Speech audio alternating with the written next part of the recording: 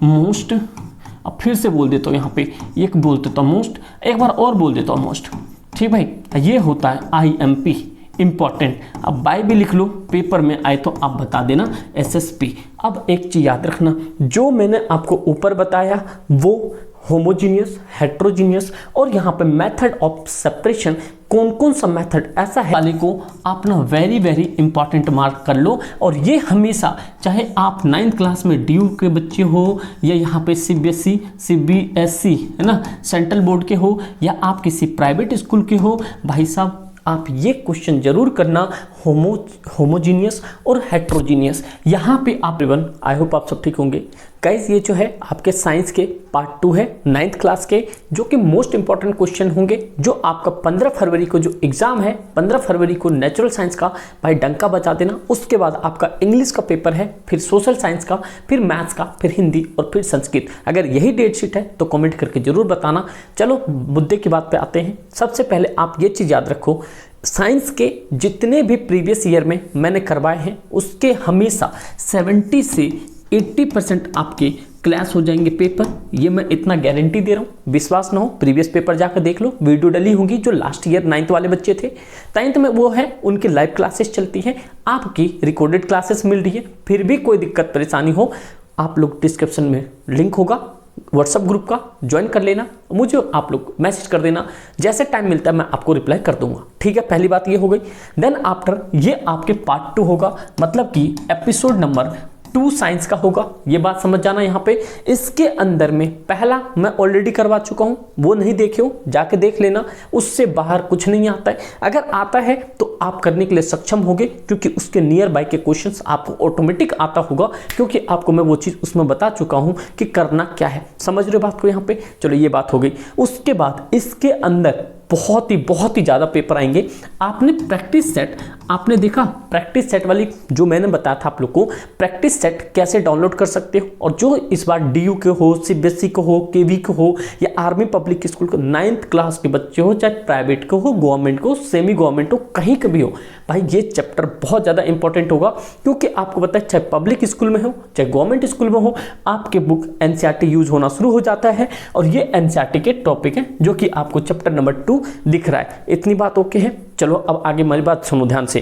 कहने का मतलब ये है कि इस चैप्टर से आपके MCQ भी कम से कम 2 बनेंगे और लॉन्ग क्वेश्चन भी ऑलमोस्ट मान लो कि ये जो चैप्टर है आपके 5 नंबर का जाएगा। और इस चैप्टर से जितने भी इंपॉर्टेंट बता रहा हूँ, 5 में से 5 आपके 110% आएंगे, इतनी मैं गारंटी दे रहा हूँ। क्योंकि आप चाहे तो पास्ट में जाकर देख सकते हो। और मेरे बच्चे एक चीज़ याद रखना, मेरे भाई एक चीज़ और याद रखना कि किसी भी कंडीशन में आपके 9th में कम नंबर नहीं होने चाहिए, क्योंकि स्कॉलरशिप आगे जाके फिर नहीं मिलेगा। ये मैं आप लोग को बहुत पहले भी बता चुका हूँ, क्यों भैया मेरे को सारी चीज़ पता है, 10 साल हो गए इस लाइन में, तो मैं आपको ईच एंड एवरीथिंग आपको बता सकता हूँ। चलो कुछ भी हो, कोई भी मैटर परेशानी हो, आप लोग मुझे कमेंट करके बता देना। अच्छा लगे लाइक ज़रूर कर लेना। अगर नए हो ना, 10वीं में डंका बजाना है तो भैया सब्सक्राइब कर लेना, ठीक है। चलो अब चैप्टर पे चलते हैं। करना क्या है हमें सबसे पहले देखो, कुछ भी नहीं है, सबसे पहले आपको ये याद होना चाहिए चैप्टर नंबर 2 है it's matter around us pure, मतलब हमारे आसपास जितने भी शुद्ध पदार्थ हैं उसके बारे में। बच्चे 2 चीज़ याद रखना, इसके अंदर में सबसे इंपॉर्टेंट पॉइंट ये है कि भाई मैं आपको ना कुछ फ्लो चार्ट के थ्रू बता रहा हूँ। अब मैं फ्लो चार्ट में जो चीज़ बताऊंगा भले आपको आता होगा, बस 2 मिनट सुनना। आपको पता है ये जो मैटर है, मैटर 2 टाइप के होते हैं, एक तो प्योर सब्सटेंसेस होते हैं, एक इम्प्योर सब्सटेंसेस होते हैं। आपको पता है इम्प्योर सब्सटेंसेस कौन होंगे? जिसके अंदर में मिक्स हो जाता है कोई भी चीज़। यहाँ पर देखो, ये एक एलिमेंट होता है, एक कंपाउंड होता है, ये इंपॉर्टेंट है। और इस वाले को आप ना वेरी इंपॉर्टेंट मार्क कर लो। और ये हमेशा, चाहे आप 9th क्लास में DU के बच्चे हो या यहाँ पे CBSE CBSE है ना, सेंट्रल बोर्ड के हो, या आप किसी प्राइवेट स्कूल के हो, भाई साहब आप ये क्वेश्चन जरूर करना, होमोजीनियस और हेट्रोजीनियस। यहाँ पे आपको ये चीज पता है कि होमो क्या होता है और हेट्रो क्या होता है। देखो ये जो होमोजीनियस है, हेट्रोजीनियस है, मोस्ट और मोस्ट इंपॉर्टेंट है, यहाँ से पेपर 110% आता है। तो आपको पता होना चाहिए होमोजीनियस जो होता है ट्रू सॉल्यूशन होता है जो कंप्लीटली कोई भी सब्सटेंसेस उसके अंदर मिक्स हो जाता है, डिसॉल्व हो जाता है, बाहर कुछ भी नहीं बचता। जैसे आप कह सकते हो कि वाटर के अंदर में आपने शुगर ऐड कर दिया या सॉल्ट ऐड कर दिया, सबको मिक्स कर दिया, आप लोग शिकंजी तो पीते ही होंगे, ठीक है भाई, वो आपका क्या हो गया, होमोजीनियस हो गया। हेट्रोजीनियस वो होता है जिसे आप कंप्लीटली डिसॉल्व नहीं कर सकते, मिक्स नहीं कर सकते। सपोज करो एक ग्लास है, उस ग्लास में पानी भी है, कुछ मिट्टी भी डाल दी, जो होते हैं ना बरूदे टाइप का, वो मिट्टी डाल दी या कुछ भी चीज डाल दिया जिससे हम फिल्टर कर सकते हैं, वो हमेशा हेट्रोजीनियस होता है। तो ये माइंड में सेट कर लो कि अगर डिफरेंस आता है होमोजीनियस हेट्रोजीनियस, तो आपके दिमाग में एक सेट होना चाहिए, होमो मतलब कंप्लीटली मिक्स हो जाना, किसी भी चीज को आप सेपरेट नहीं कर पाओगे, ठीक है, एक तो होमो हो गया। हेट्रो में क्या करते हो, आप सेपरेट कर पाते हो, वही चीज यहाँ पे इन्होंने दे रखा है। यहाँ पे देख सकते हो example, sugar, water, iodine, alcohol. अगर अल्कोहल होता है या वाटर होता है, आयोडीन होता है, आयोडीन मतलब नमक है, नमक को अगर पानी में घोल दोगे तो क्या वो मिलेगा, नहीं मिलेगा, वो सॉल्यूशन बन जाएगा, ठीक भाई। ये जो होता है हेट्रोजीनियस, ये आप क्या कर सकते हो, आराम से फिल्टर कर सकते हो। इतनी बातें क्लियर हो गई। अगर अच्छा लग रहा हो ना, प्लीज लाइक जरूर करना, और नहीं हो तो सब्सक्राइब कर लेना, सोचना मत एक मिनट भी, क्यों भैया 10वीं में हमें फिर डंका बजाना है। अगली बात, अब दो चीज ध्यान रखना, जो मैं आपको यहाँ से टर्म समझाता जा रहा हूँ उस टर्म से आप ध्यान रखो, आपको चैप्टर भी साथ साथ में क्लियर हो जाएगा और साथ साथ में आपके दोनों काम होते जाएंगे। देखो कैसे, एक होता है सॉल्यूशन, मैंने अभी सॉल्यूशन बताया, एक होता है यहाँ पे मेथड ऑफ सेपरेशन। इससे ना आप यहाँ पे मोस्ट, अब फिर से बोल देता हूँ, यहाँ पे एक बोल देता हूँ मोस्ट, एक बार और बोल देता हूँ मोस्ट, ठीक भाई। ये होता है IMP, इंपॉर्टेंट। अब बाय भी लिख लो, पेपर में आए तो आप बता देना SSP। अब एक चीज याद रखना, जो मैंने आपको ऊपर बताया वो होमोजीनियस, हेट्रोजीनियस, और यहाँ पे मेथड ऑफ सेपरेशन, कौन कौन सा मेथड ऐसा है जो हम किसी भी चीज को सेपरेट करते हैं, उसके लिए भाई आपको यहाँ पे 6 मेथड दे रखे हैं। इन 6 मेथड में सिर्फ आपको 3 मेथड बताऊंगा, वो 3 मेथड आपको दिमाग में बिल्कुल फिट करके जाना है, अब पेपर में छाप देना अगर वहां से क्वेश्चन बनता है तो। चलो देखते हैं कौन कौन सा। सबसे पहली बात यहाँ पे, एक तो इवोपरेशन, आपको इसका इवोपरेशन का पूरा स्टेटमेंट पता होना चाहिए और स्टेटमेंट के साथ साथ में इनके कॉजेज भी पता होना चाहिए। उसके बाद सेंट्रीफ्यूगेशन। अब मेरे बच्चे दो चीज़ याद रखना, अब मेरे भाई देखो यहाँ पे दो चीज़ याद रखना है। क्या क्या चीज़ याद रखना है, एक तो आपके सामने यहाँ पे एक ये याद रखना है सेंट्रीफ्यूगेशन, आपको एनी हाउ आपको याद होना चाहिए। इसके मेथड मैं MCQ भी करवाऊंगा, वो भी बता दूंगा आपको। उसके बाद आपके सामने जो इंपॉर्टेंट टर्म्स है, एक तो ये सब्लिमेशन, ठीक भाई, एक फ्यूनल तो आपको वैसे नॉर्मली पढ़ जाओगे, और एक यहाँ पे ये क्रोमेटोग्राफी, मतलब आपको 3 करके चले जाना है। ये तो फिल्टराइजेशन हो, मैग्नेटिक हो गया, सेपरेशन हो गया, विनोइंग हो गया, थ्रेसिंग हो गया, ये सारे आपके नॉर्मल चीज़ है, ठीक है। जैसे आपके तो फिल्टराइजेशन, किसी चीज़ को जैसे चीनी को, जैसे चाय को छान दो चपत्ती से, आई मीन जो छन्नी होती है उससे, मैग्नेट किसी भी चीज़ को जैसे लोहे हुए हैं मैग्नेट से निकाल रहे हो। एक अगर आप विनोइंग, जैसे गाँव में देखा होगा आपने कि कोई चीज़ को हवा में यूँ, मतलब कि ऐसा होता है ना, सूप सा होता है, यहाँ पे सूप सा बना होता है, इसमें से अनाज निकलता है, उसको यूं करते हैं तो वो विनोइंग हो गया। और थ्रेसिंग तो मशीन से थ्रेसिंग करते हैं, वो भी सेपरेशन हो गया। भूसा जो है अलग निकल जाता है, अनाज अलग निकल जाता है। सॉरी मेरे भाई, ये बात समझ के यहाँ पे अगला पॉइंट, यहाँ पे ये पॉइंट समझ आ गया, मतलब आपके भैया पूरा सेशन देख लो, भले लंबी वीडियो होगी लेकिन आपके पूरे नंबर आएंगे, इतनी गारंटी है, ठीक है। उसके बाद आ जाओ भाई एलिमेंट्स में, और एलिमेंट में आप देखो यहाँ पे मेटल, यहाँ से आपके बनेंगे MCQ। क्या बनेंगे, MCQ। एक तो मेटल है, एक यहाँ पे नॉन मेटल है। मेटलॉइड्स वो होता है जिसके अंदर में मेटल और नॉन मेटल दोनों की प्रॉपर्टी होती है, उससे हम मेटलॉइड्स कहते हैं। ये चीज़ यहाँ पे याद रखो। मेटलॉइड्स मतलब आपको पता चल गया यहाँ पे, जो मेटल है, मेटल के 3 कंपोनेंट्स, एक तो एलिमेंट्स के 3 कंपोनेंट, मेटल, मेटलॉइड्स और नॉन मेटल। मेटल मेरे बच्चे ध्यान सुनना, मेटल जो है आपके सामने मेलेबल होता है। मेलेबल कैसे होता है, अब बोलोगे कोई मेटल है, लोहा है, लोहा कैसे पिघल सकता है। अब देखो मेटल में सबसे पहले हम लेते गोल्ड की बात। गोल्ड जो है हमारा क्या हो, मेलेबल होता है। मेलेबल का मतलब होता है आप उसे पिघला सकते हो आप उसे क्या कर सकते हो, पिघला सकते हो। जैसे सुनार के पास देखा होगा आपने, छोटा सा देखा वो उससे पीट पीट के कान का रिंग विंग बना देते हैं। अगर कोई सिस्टर लोग होंगी उन्होंने कभी देखा होगा तो कमेंट करके जरूर बताना, ठीक भाई। यहाँ पे ये हो गया मेलेबल।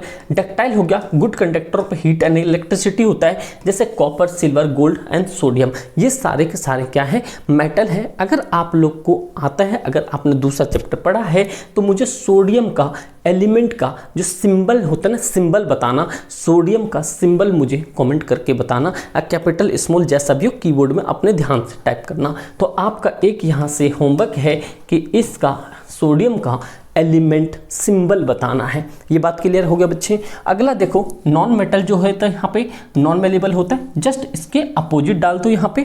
जो ये मेटलॉइड्स होता है, मेटलॉइड्स दोनों प्रॉपर्टी मिलके होता है। ये जो सिलिकॉन होता है, आपको पता है कि सिलिकॉन जो होता है, जो कंप्यूटर के चिप बनते हैं उसमें सिलिकॉन का यूज किया जाता है। आज क्वेश्चन याद कर लो, जो सिलिकॉन होता है, सिलिकॉन मेटल नॉन मेटल दोनों को मिला के बनता है। और जो कंप्यूटर के चिप होते हैं उसके अंदर में क्या होता है भाई, सिलिकॉन होता है। ये भी चीज आपको याद होना चाहिए। चलो अब आगे बढ़ते हैं, आगे देखते हैं क्या है हमारे पास। ठीक है भाई, इतनी बात समझ गए। उसके बाद देखो कि यहाँ पे पॉइंट क्या कह रहा है। एक तो प्योर, आपको पता है प्योर क्या होता है, जो भी हमारे पास जो भी एलिमेंट्स होते हैं या जो भी कंपोनेंट्स होते हैं, जो भी कंपाउंड होते हैं, जो सिंगल यूनिट में होते हैं, जो मिक्स नहीं होता है, वो क्या होता है, प्योर होता है। एक सब्सटेंसेस आपको होता है, काइंड ऑफ मैटर होता है, can not be separate into other kind of the matter by the physical, उसे क्या होता है, सब्सटेंसेस। देखो मिक्सचर क्या होता है, जो कंपोजिशन को मिक्स किया जाता है, दो एलिमेंट को मिक्स किया जाता है, उसे मिक्सचर कहते हैं। और टाइप ऑफ मिक्सचर में आपको पता है कि एक हमारे पास होमोजीनियस होता है, हेट्रोजीनियस होता है। ये हमेशा भाई देखो, ये मोस्ट इंपॉर्टेंट है, ये आपके पेपर में आने वाला है, इतना मैं श्योरिटी दे रहा हूँ। होमोजीनियस मैंने आपको बता दिया, हेट्रोजीनियस बता दिया कि होमो जो कि आप सेपरेट नहीं कर सकते, हेट्रो जिसे आप सेपरेट कर सकते हो। सबस इतनी बातें समझने के लिए, मुझे पक्का पता है आपको इतना समझ आ रहा है। और सबसे ज़्यादा इंपॉर्टेंट टर्म्स आज देखो, आपने साइंस में ये पढ़ा होगा, 10th में भी केमिस्ट्री में पढ़ोगे कि आपने पढ़ा होगा भाई सॉल्यूशन क्या होता है। सॉल्यूशन किसी भी चीज़ का सॉल्यूशन क्या होता है, क्या मैथ्स का सॉल्यूशन है? नहीं, मैथ्स का सॉल्यूशन नहीं, साइंस का सॉल्यूशन है। अब भी मैं समझाता हूँ। देखो ये जो सॉल्यूशन वर्ड है ना, ये सॉल्यूशन ही अपने आप में बहुत बड़ा क्वेश्चन है। सॉल्यूशन ही अपने आप में क्या है, बहुत बड़ा क्वेश्चन है। देखो कैसे, सपोज करो भाई मैं आपको एक चीज़ बताता हूँ। ये सॉल्यूशन बनता है दो चीज़ से बनता है। एक तो आपके पास यहाँ पे सॉल्यूट होना चाहिए, अब प्लस में यहाँ पे सॉल्वेंट होना चाहिए। याद रखना सॉल्वेंट क्या होता है, जैसे अब मैं बताता हूँ आपको सॉल्वेंट क्या होता है। सपोज करो यहाँ पे आपने एक गिलास लिया, भाई देखो इसे मुझे ड्राइंग आती नहीं, ठीक है, साइंस में तो मैं कम पढ़ाता हूँ, लेकिन भाई जितना पढ़ा दिया रामबान हो गया आपके लिए। ठीक भाई, यहाँ देखो ये एक तरह से क्या है, गिलास है, इसके अंदर में मैंने यहाँ पे भाई पानी भर दिया। ठीक है, ध्यान से सुनते जाना, सॉल्यूशन बता रहा हूँ भाई। ये जो पानी मैंने भरे, सबसे ज़्यादा पानी है यहाँ पे मेरे पास एक कटोरी है, ध्यान सुनना। इस कटोरी के अंदर में भाई मैंने यहाँ पे मान लो शुगर डाल दिया। ठीक भाई, चीनी डाल दी। ठीक है भाई, समझ गए। यहाँ पे एक जो है, यहाँ पे मैंने यहाँ पे एक बड़ा सा गिलास बना लिया। ठीक है, ठीक है, अभी गिलास में हम भरते हैं। देखो ये जो भाई यहाँ पे आप लोग ये देख रहे हो, ये ब्लैक से ये वाटर है। क्या है ये? वाटर है। जो ज़्यादा मात्रा में है वाटर है और कम मात्रा में शुगर है। जो शुगर है हमारे पास, ये जो शुगर है ध्यान सुनना, ये हमारे सॉल्यूट है। क्या है? ये सॉल्यूट है। और ये जो हमारे ये सॉल्वेंट है। क्या है? यहाँ पे सॉल्वेंट है। कहने का मतलब क्या हुआ, एक गिलास है, गिलास के अंदर में पानी है, पानी ज़्यादा मात्रा में है, वो हमारा सॉल्यूट हो गया, आई मीन सॉल्वेंट है। सॉल्वेंट मैंने बता दिया आपको। उसके अंदर मैं चीनी डाल रहा हूँ, नमक डाल रहा हूँ कम कम मात्रा में, वो मेरा सॉल्यूट होता है। ये दोनों को मैं ऐड करता हूँ इसके अंदर में, और ये दोनों को ऐड किया यहाँ पे, और ये बना दिया मैंने यहाँ पे बड़ा सा पूरा शरबत। तो ये मेरा हो गया भाई सॉल्यूशन। समझ रहे बात को यहाँ पे? तो मतलब क्या हो गया कि जो आप कोई भी चीज़ पीते हो, जैसे मान लो कि पेप्सी पी लिया आपने, पेप्सी क्या है? एक तरह का सॉल्यूशन है। सपोज करो सिकंजी पी लिया, सिकंजी एक तरह से सॉल्यूशन है। सिकंजी के अंदर में जो बर्फ, जो पानी वानी डले हुए हैं, जो पानी है वो आपका सॉल्वेंट है, सॉल्वेंट है। और उसके अंदर जो छोटे छोटे कंपोनेंट्स डले हैं वो आपका सॉल्यूट है। मिलके एक मिक्सचर, आई मीन कि सॉल्यूशन बनता है। क्या आपको समझ आ रहा है? मेरे भाई समझ आ रहा है? समझ आ रहा तो लाइक कर देना इस बात पे। समझ गए बात को? इतनी बातें क्लियर? यहाँ पे यही चीज़ें बताई गई हैं जो कि भाई मैं आपको बहुत प्यार से ईजी तरीके से बता चुका हूँ। समझ रहे हो बात को? अगला पॉइंट ध्यान से सुनना, यहाँ पे आपको मिलेगा टाइप ऑफ मिक्सचर। मिक्सचर में आपको 3 तरह की चीज़ें देखनी है, 2 तरह की, एक तो कोलाइडल, एक देखना है सस्पेंशन। आपने क्या ये भी चीज़ पढ़ी होगी? मैं यहाँ से आपको MCQ निकाल के देता हूँ। कोलाइडल क्या होता है, सस्पेंशन क्या होता है। सबसे पहले टाइप ऑफ मिक्सचर में देखो, ये जो ट्रू होता है, कह रहा है size of solute particles is smallest less than 10 की पावर 9 मीटर। कोलाइडल होता है size of solute particles bigger than true but smaller than suspension between 10 की पावर 9 और 10 की पावर 6 मीटर। ध्यान से सुनना भी, solute particles can not be seen with necked eyes. मतलब क्या कह सकते हो, कोलाइडल वो होते हैं, जैसे चीनी था, चीनी इतने छोटे छोटे मात्रा में है जिसे हम देख नहीं सकते, वो हमारा कोलाइडल हो गया। सस्पेंशन में क्या होता है, हम आराम से किसी भी चीज़ को देख सकते हैं। जैसे हमारा सॉल्यूट था, सॉल्यूट हमारा शुगर है, चीनी है, नमक है, किसी भी चीज़ को हम देख सकते हैं, वो हमारा सस्पेंशन होता है। और ये जो होता है ये हेट्रोजीनियस होता है। तो 1 नंबर के MCQ में पूछेगा कि भाई ये बता, हेट्रोजीनियस जो है इसका मिक्सचर का कौन से भाग का है, तो आप बता देना भैया ये सस्पेंशन का है। इसे हम इजी तरीके से फिल्टर कर सकते हैं। और ये क्या होता है, उपयुक्त होता है। उपयुक्त का मतलब क्या होता है, आरम पार नहीं देख सकते। जैसे दीवार है, दीवार के हम उस पार नहीं देख सकते। ट्रांसपेरेंट होता है, जो हम इस पार से उस पार देख सकते हैं। और ट्रांसलूसेंट उसमें होता है कि हल्का हल्का धुंधला धुंधला दिखाई देता है। समझ गए मेरे बच्चे? इतनी बातें समझ गए? अगला पॉइंट यहाँ पे, इसमें ज़्यादा दिमाग नहीं लगाओ, आपको ये चीज़ें समझ आ गई होगी। ठीक है, अब देखो यहाँ पे पॉइंट है आपके जो कोलाइड्स है, जो कोलाइड्स हैं उसके टाइप देखो। यहाँ पे आपके पास जैसे लिक्विड है, ध्यान सुनो, जैसे यह कह रहा है लिक्विड, लिक्विड आपको पता है क्या होता है, सॉल्वेंट में गैसेस होते हैं, टाइप ऑफ एरोजल होते हैं, जैसे कि एग्जांपल फॉग हो गया, क्लाउड हो गया, स्मोक। यहाँ से आपके MCQ बनेंगे, वो मैं MCQ आपको नीचे बता देता हूँ कौन सा है, तो इसलिए इसमें हम ज़्यादा समय नहीं देंगे। आगे देखो, ये सारा पॉइंट्स है यहाँ पे। अगला देखो, यहाँ पे मास परसेंटेज, वॉल्यूम परसेंटेज छोड़ दो। यहाँ पे देखो सबसे पहले पॉइंट यहाँ पे हमारे सामने है इवोपरेशन। क्या है इवोपरेशन? आपको पता है इवोपरेशन का मतलब, एग्जाम्पल देखो, कह रहा mixture of dye high boiling point and water out of the water dye and the water evaporate but dye is left behind the petri dish।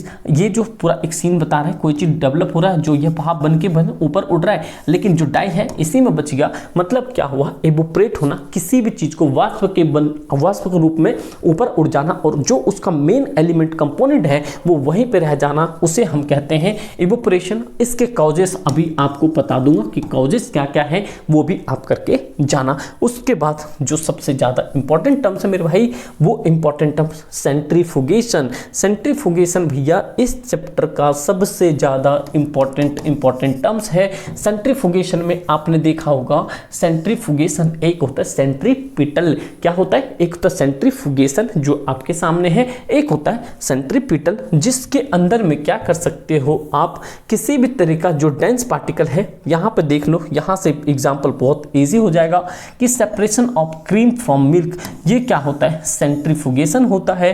Can you think what town? हटा दो इसको, सीधा एक याद रखो। यहाँ से 1 नंबर पॉइंट आपके सामने यहाँ हो गया कि मिल्क से बटर को अलग करना किस प्रोसेस के थ्रू होता है, तो आपको पता चल गया सेंट्रीफ्यूगेशन। तो बड़े बच्चे आपको समझ आ रही है तो कमेंट करके जरूर बताना यस या नो।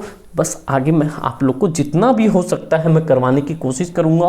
कह रहा used in the diagnostic lab for blood and urine test. तो अगर मान लो MCQ में ये क्वेश्चन आता है कि जो लेबोरेटरी के अंदर में यूरिन टेस्ट होता है या ब्लड टेस्ट होता है, जो वहां पे फिल्टर करके पता लगाया जाता है, वो कौन सा प्रोसेस होता है, तो आप सीधा बता देना सेंट्रीफ्यूगेशन। यस या नो? चलो आगे देखते हैं। Used in the dairies home and separates butter from cream, एक ये भी बता देना कि भैया दूध से दही को निकाला जाता है सेंट्रीफ्यूगेशन के थ्रू।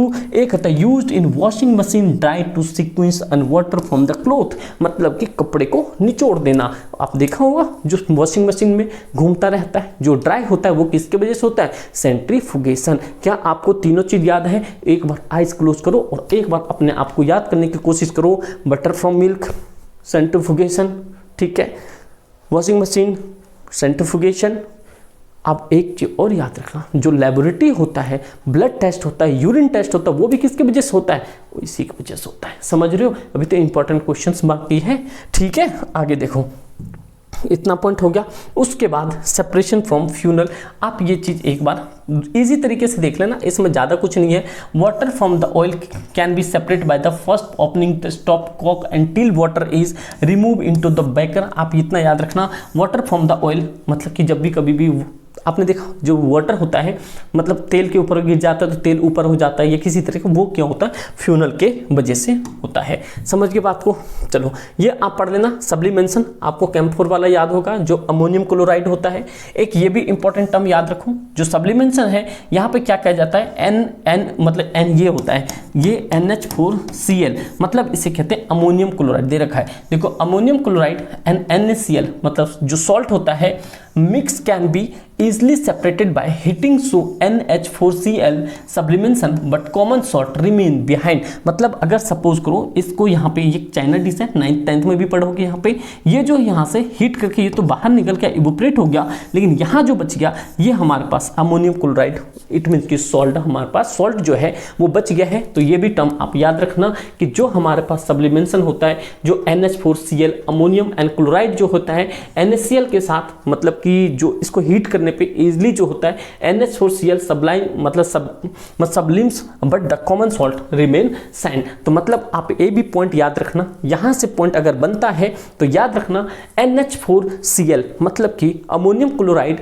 जो हीट पड़ता है तो कौन इवोपरेट होता है, यहाँ पे अमोनियम क्लोराइड हीट होके ऊपर उड़ जाता है और नीचे कौन बचा रह जाता है, ये रह जाता है कॉमन सॉल्ट। तो ये भी चीज आप याद रखना, NaCl कहते हैं। समझ आ रहा है? अरे अच्छा लग रहा है तो कमेंट करके जरूर बताना आप लोग। और मैथ्स का जो इंपॉर्टेंट बताया करके जाना, 110% बनेगा और आपके प्रैक्टिस पेपर में भी आया हुआ है। तो समझ रहे हो बात को भैया? देखो ये इतने इंपॉर्टेंट क्लास है। मैं आपको बताएं कि मैं वैसे 10th वाले को ज़्यादा फोकस कर रहा था, लेकिन मैंने देखा कि ऑफलाइन में बच्चे काफ़ी सारे बोल रहे हैं, तो मैंने इसको मैंने सोचा सभी बच्चों को मौका मिलना चाहिए और ये सारी चीज़ें पेड की होती है जो कि आपको मैं फ्री में दे रहा हूँ, तो इसका एडवांटेज उठाओ, डंका बजा दो, फिर 10वीं में हम हैं ही। समझ रहे हो बात को? तो बस इतना मैं बोलना चाहूँगा आप लोगों से। देखो क्रोमेटोग्राफी आप एक ही याद रखना, यहाँ पे 2 पॉइंट याद रखा जाता है। एक तो इंक वाला जो कलर मिक्सचर क्या रख, देखो बेसिक प्रिंसिपल होता है, coloured components of a mixture can be separated by using and the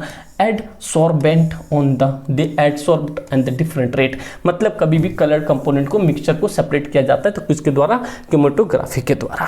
समझ गए? अरे समझे नहीं समझे तो बताना कमेंट करके, सारा कुछ बता दूंगा। देखो क्रोमेटोग्राफी का फिर से एग्जांपल है, to separate colour of the dye, to separate pigment from the natural colour like the chlorophyll. तो 1 नंबर का क्वेश्चन आपके यहाँ पे ये भी बन सकता है कि जब भी क्लोरोफिल का जो कलर होता है वो किसके, क्रोमेटोग्राफी द्वारा सेपरेट किया जा सकता है। सेपरेट ड्रग फ्रॉम ब्लड, तो हमारे जो ब्लड होते हैं, एक चीज याद रखना यहाँ पे, जो हमारे बॉडी के अंदर सपोज करो कि कोई भी नशेड़ी आदमी होता है, कोई भी नशा करता है, अगर कोई भी ड्रग्स ले रखा है, अगर उसको चाहेगा उसके ब्लड से ड्रग्स को निकालना तो वो किसके थ्रू होगा, तो आप लोग सीधा याद रखना क्रोमेटोग्राफी। क्या इतना समझ आ गया ना? मैं यही चीज़ बताना चाहता था, जितनी क्लास आपको दी जाएगी वो एक रामबाण होगा, उससे बाहर कुछ भी नहीं होगा।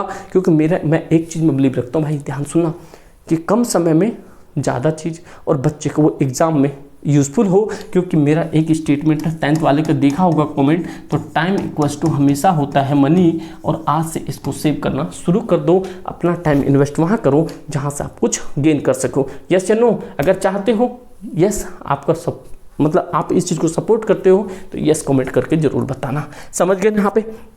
डेस्टिलेशन, इसके बारे में कुछ नहीं, सिंपल फंडा है, आप इसको बेसिक सा पढ़ लेना। वैसे इसमें से देखा नहीं है मैंने अभी तक पेपर, आगे देखेंगे जो भी होगा। ठीक है भाई? यहाँ पे हटाओ से क्रिस्टलाइजेशन भी आप एक बार क्रिस्टलाइजेशन का पढ़ लेना, जो भी हीट करने से डाई वाई जो बच जाता है नहीं, वो शुगर वगैरह वो है। उसके बाद में देखो एक ये करके जाना, प्यूरिफिकेशन, मतलब कि water purification in the water treatment plant, किस तरीके से वाटर प्यूरिफाई किया जाता है वाटर ट्रीटमेंट प्लांट में। तो आप लिख से मेरा एक क्वेश्चन है कि वाटर को फिल्टर करने के लिए, शुद्ध करने के लिए कौन सी टैबलेट डाली जाती है, ये कौन सा केमिकल यूज़ किया जाता है जिससे कि वाटर को हम फिल्टराइज कर सकते हैं। अरे कमेंट करके बताओ क्या देख रहे हो, क्या सोच रहे हो, समझ गए बात को। चलो नेक्स्ट ये रहा, आप यहाँ पे फिजिकल और केमिकल चेंज देख सकते हो। अब देखो यहाँ पे जो फिजिकल चेंज होता है, केमिकल चेंज होता है, जो यहाँ पे फिजिकल चेंज में आपको पता है कि सपोज करो ये पेन है, इस पेन को मैंने ब्रेक कर दिया, ये क्या हो गया, फिजिकल हो गया। इस पेन को कुछ तो पार्ट मेरे पास रहेगा। अगर केमिकल है, सपोज करो मैंने पेन नहीं चला सकते, ये मेरी जीवन है, समझ रहे हो, और हम सबका। सपोज करो कोई टुकड़ा है, कुछ तो है नहीं यहाँ पे, सपोज करो कुछ भी कंपोनेंट है, उससे मैंने कागज़ है, कागज़ की पन्नी को, कुछ भी ऐसा नॉर्मल चीज़ है, उसको मैंने जला दिया, उसका ऐश बन गया, मतलब राख बन गया, वो दूसरा हो गया, मतलब मैं उसे रिवर्स नहीं कर सकता। जैसे पेड़ को काटा, पेड़ को काटना फिजिकल चेंज होगा क्योंकि वो कहीं कहीं कन्वर्ट हो गया, लेकिन उसी पेड़ के पत्ते को जला दिया, वो मेरा क्या हो गया, कमेंट करके बताओ, समझ गए बात को। तो इतनी बातें समझ गए। उसके साथ साथ में मेटल और नॉन मेटल और मेटलॉइड्स ये मैंने बता दिया आपको। तो मेरे बच्चे दो चीज़ याद रखना कि ऐसा कौन सा मेटल है जो लिक्विड टेम्परेचर पे, मतलब कि लिक्विड होता है रूम टेम्परेचर पे। तो मैं आपको बता देता हूँ, इसका होता है मरकरी। मरकरी मेटल है लेकिन रूम टेम्परेचर पे वो लिक्विड में होता है। सोचो मेटल है और लिक्विड में होता है, वो कौन सा है, मरकरी है। समझ गए भाई। तो और ये चीज़ याद रखना जो चीज़ मैं आपको यहाँ से बताना चाह रहा हूँ, समझ गए। यहाँ पे देख लो लेक्चुरियस मतलब चमक होती है। जैसे सोना लेते हो, चांदी लेते हो, क्या होता है, चमक होता है। अरे मेरे भाई लड़की का नाम नहीं सोना, सोना गोल्ड, ठीक है। कहीं तुम बाल को मेरे भाई इधर उधर बहक जाओ, ऐसा मत करना। देखो यहाँ पे एक तो मेलेबल होता है, डक्टाइल होता है, इलेक्ट्रिसिटी इसमें कंज्यूम किया जाता है। जो नॉन मेलेबल होता है ये मेलेबल नहीं होता, इसके साथ इलेक्ट्रिसिटी प्रोड्यूस नहीं होती है। सोनरस आवाज़ करता है, जो नॉन मेटल तो आवाज़ नहीं करता है। Good conductor of heat and electricity होता है, जैसे कॉपर है, कॉपर आपका मेटल है, आग पकड़ लेता है, जो करंट दौड़ता है, जैसे हम घर में यूज़ करते हैं। गोल्ड हो गया, आयरन हो गया। अब मुझे ये अपना आयरन का भी जो सिंबल होता है, सिंबल मुझे बताना। और यहाँ पे ऑक्सीजन है, फॉस्फोरस है। अगर ऑक्सीजन का एटॉमिक नंबर पता है तो मुझे ये भी कमेंट करके बताना। यही तो फ़ायदा है आपको पढ़ने का, क्योंकि भैया देखो इधर ना टॉपर्स पढ़ते हैं, चाहे 10 ही बंदे पढ़ते हैं या 20 ही पढ़ते हैं या 50 ही पढ़ते हैं, टॉपर पढ़ते हैं। 10वीं के सेशन से पता चल गया होगा आपको, समझ रहे हो ना बात को। चलो आगे देखते हैं। उम्मीद करता हूँ आप लोग भी इस क्लास के बाद बहुत मजबूत हो जाओगे। अगर आप लोग चाहते हो इसी तरीके का मैथ्स का, ठीक है भाई, मैथ्स SST अब प्लस में साइंस, अगर सारे चैप्टर बता दिया जाए शॉर्ट टाइम में तो कमेंट सभी बच्चों का होना चाहिए, ठीक है मेरे बच्चे, समझ गए। चलो नेक्स्ट पॉइंट, मिक्सचर और यहाँ पे कंपाउंड, इसको मैं छोड़ता हूँ, आप लोग बुक से देख लेना, ठीक है। जो इंपॉर्टेंट टर्म्स हैं अब आ जाओ यहाँ पे, ये आपके MCQ है, MCQ मैं बाद में करा दूंगा, ठीक है।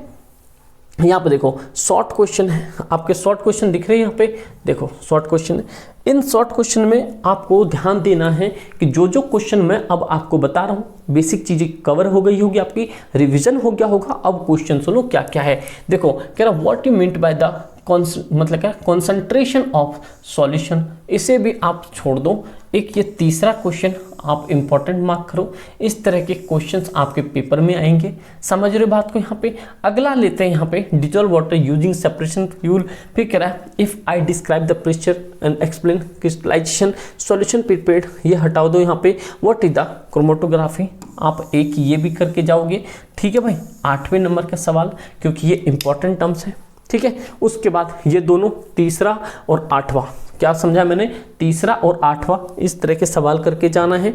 नेक्स्ट आपको यहाँ पे दिख रहा होगा कि नेक्स्ट आपको जो लॉन्ग क्वेश्चन है, लॉन्ग क्वेश्चन में आपको 2 से 3 चीज़ याद रखना है। इसके बंचेस में क्वेश्चन आएंगे, ये क्वेश्चन है, इसका पार्ट 1, इसका पार्ट 2, इस तरह से क्वेश्चन आएगा, तो आप इसके लिए भी रेडी रहना, समझ गए। यहाँ पे आप लोग ध्यान से सुनते जाओ जो मैं बताना चाहता हूँ आपको, फिजिकल चेंज, केमिकल के। ये देखो भाई, एक यहाँ से आप NCERT में ये टेंडल मतलब कि टेंडल इफेक्ट पढ़ लेना, जो कि आपके लिए बहुत ही ज़्यादा इंपॉर्टेंट है, टेंडल इफेक्ट, समझ रहे भाई। यहाँ पे अगला पॉइंट चौथा क्वेश्चन देखते हैं अगर कुछ बन सकता है। यहाँ पे बड़े क्वेश्चंस में मेरे को कुछ समझ नहीं आ रहा कि भाई किस तरह के बनेंगे, लेकिन अगर आपने बड़े क्वेश्चंस जितने इसमें कुछ जो इंपॉर्टेंट क्वेश्चंस बनते हैं वो इसमें लॉन्ग क्वेश्चन में नहीं है, जैसे होमोजीनियस, हेट्रोजीनियस हो गया, मेटल हो गया, नॉन मेटल हो गया, जो आपके प्रोसेस ऑफ सेपरेशन थे उनमें से पूछेंगे जो आपने अभी पीछे क्लास अटेंड किया है। समझ गए यहाँ पे? तो अब देखो ये आपके एमसीक्यू है। मैं सोच रहा हूँ एमसीक्यू मैं आपको एक साथ ही करवा दूं जहां से आप लोग बिल्कुल बिंदास होकर पेपर देने जा सको। समझ गए बात को? यहाँ पे देखो ये अर्सेशन रीजन है, आप लोग एक बार स्क्रीनशॉट ले लो अर्सेशन रीजन का, आपको सारी चीजें पता चल जाएगा। समझ गए बात को? देख रहे हो यहाँ पे, तो ये भाई आपके सामने होता है दूसरा चैप्टर नंबर 2 हो गया फिनिश। यहाँ पे आप ना हो गए मजबूत, और ये भाई आपके कंप्लीट चैप्टर नंबर 1। यहाँ पे चैप्टर नंबर 1 जो है ध्यान से सुनते जाओ, अभी 2 मिनट सुनो।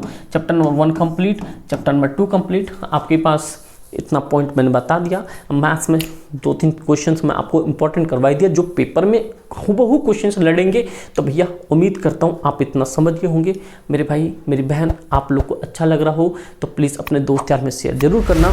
और भी जो भी दिक्कत परेशानी हो और किसी भी तरह की प्रॉब्लम हो 9th में आप लोग कॉमेंट करके छोड़ देना, आगे रिप्लाई मेरी रिस्पॉन्सिबिलिटी है जैसे समय मिलता है। समझ गए? लेकिन ग्रुप जरूर ज्वाइन कर लेना, इंस्टाग्राम चलाते हो तो फॉलो भी कर लेना। ठीक है? Thank you so much.